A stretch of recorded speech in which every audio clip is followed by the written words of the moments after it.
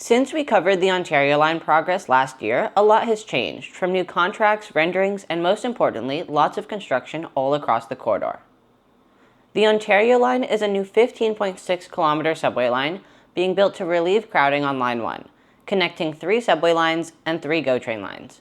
Construction started in early 2022, and all contracts for the project have been signed, meaning hopefully the project is on track for its original 2031 opening.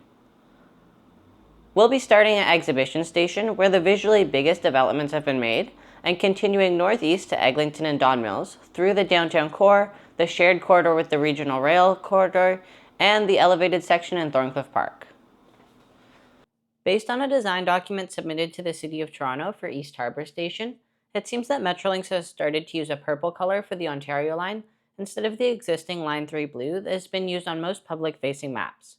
It's possible that this change is being made to better differentiate the line on maps compared with the Richmond Hill GO line, which is a nearly identical color. Some concerns have been raised about having 2 purple lines in Toronto, but Line 4 is different enough that this shouldn't be an issue. I was unable to get confirmation from Metrolinx about this change, but the Ontario Line will most likely be purple on maps and signage in the future.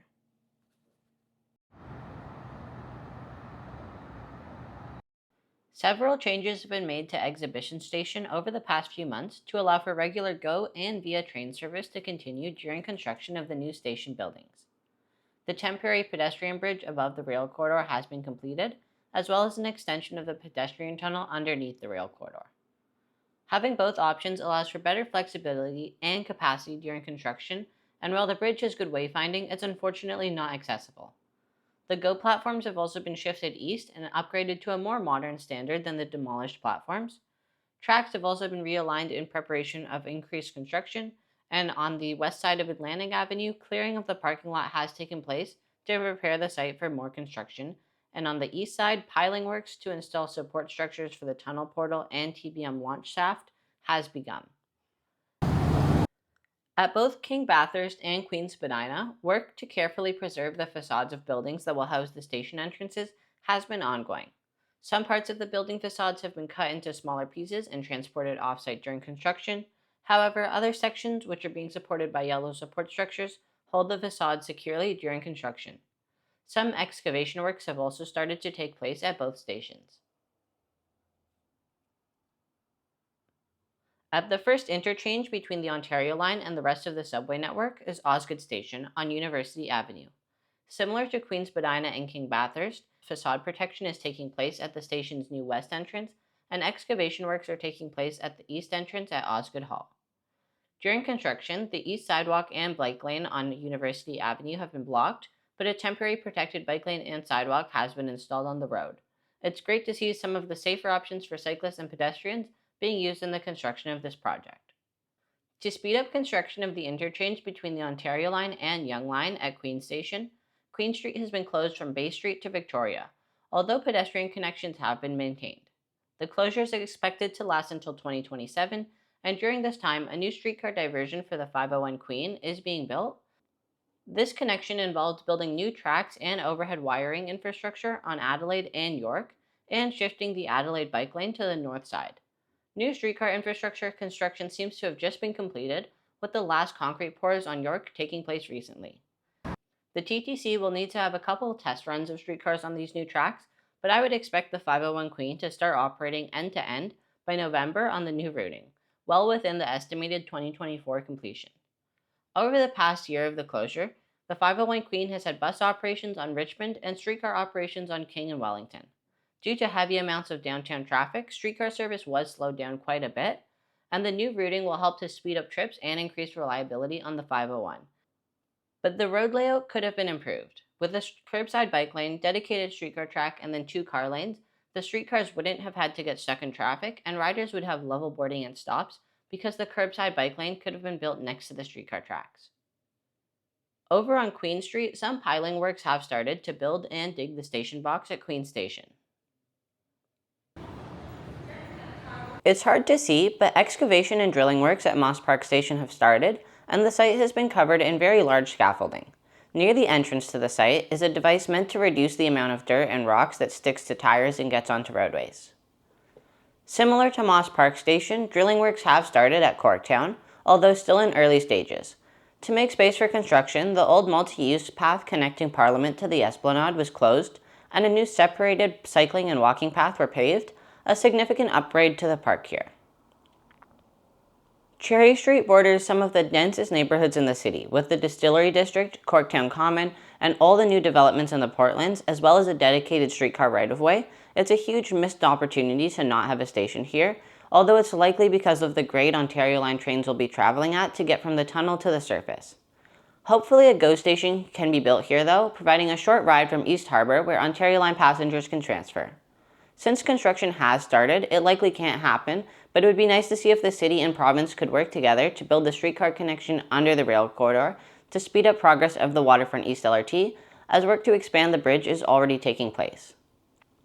Just west of the Don River and north of GO Transit's Don Yard is the future tunnel portal for Ontario Line trains. Excavation and drilling works for the tunnel portal and support structures for the new bridge crossing the Don River have both started, and more construction in the area will likely ramp up soon. Near the future site of East Harbour mostly remains in the stage of preparing the rail corridor for future construction, with the new rail bridge, decking installed, and retaining walls in the expanded corridor coming up. Construction of the extension of Broadview Avenue also hasn't started yet, although there is an access road for construction vehicles in the place. Where the rail corridor meets Queen Street is Riverside Leslieville Station, which serves an area with a lot of nightlife, park space, and homes. Installation of the expanded rail decking took place this last weekend after the filming of this video, and similar to all of the other bridge expansions on the corridor, is needed to allow for the quad track setup for GO and Via trains in addition to the 2 Ontario Line tracks.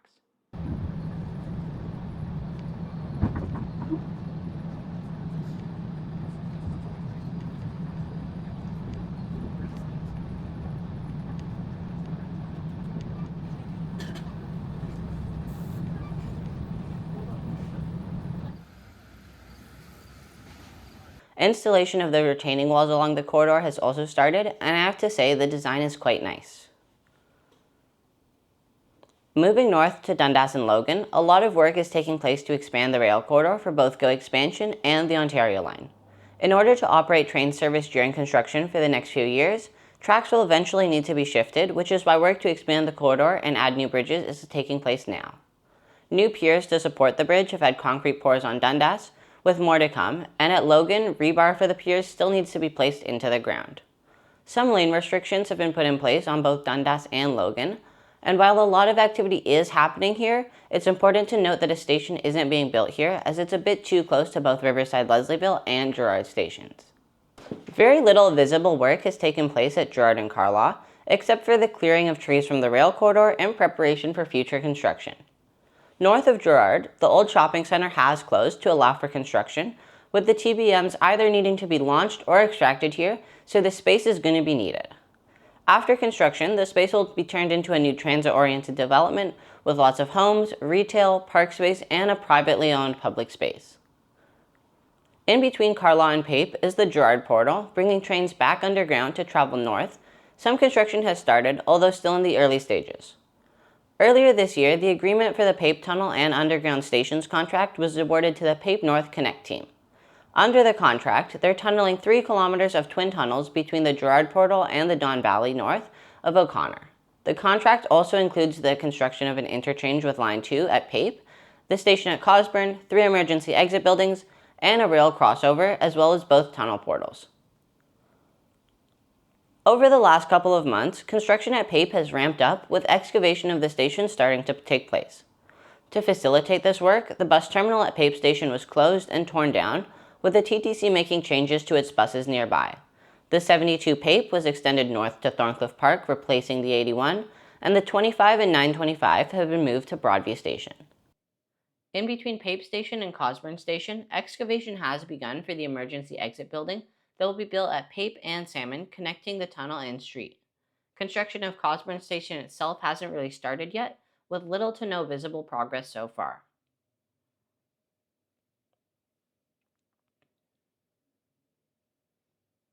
Just north of Pape at Minton Place, construction of the tunnel portal that will bring trains onto a bridge above the Don Valley has begun. So far, construction is in early stages, with demolition of properties on the site being demolished And early works in the Don Valley have also started, including tree removal to prepare for increased construction of the bridge in the future.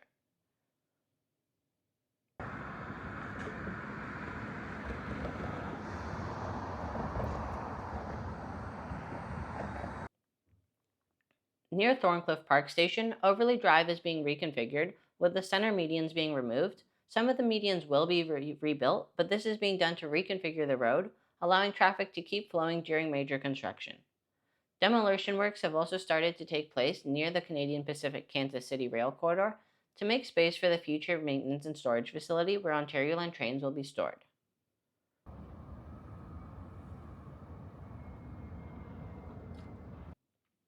Construction of the new Islamic Center, being built in partnership with Metrolinx and the Islamic Society of Toronto, also continues.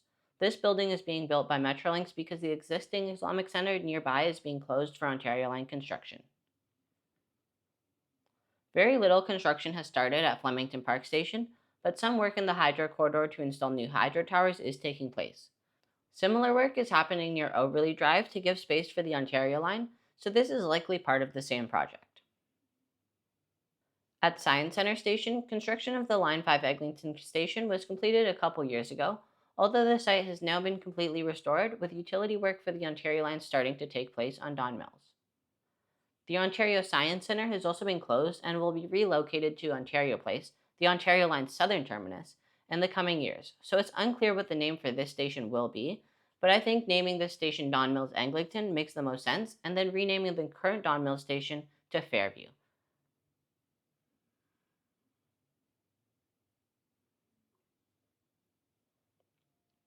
The Ontario Line is one of the biggest, most modern subway projects in North America and will increase travel speeds in some of Toronto's densest neighborhoods.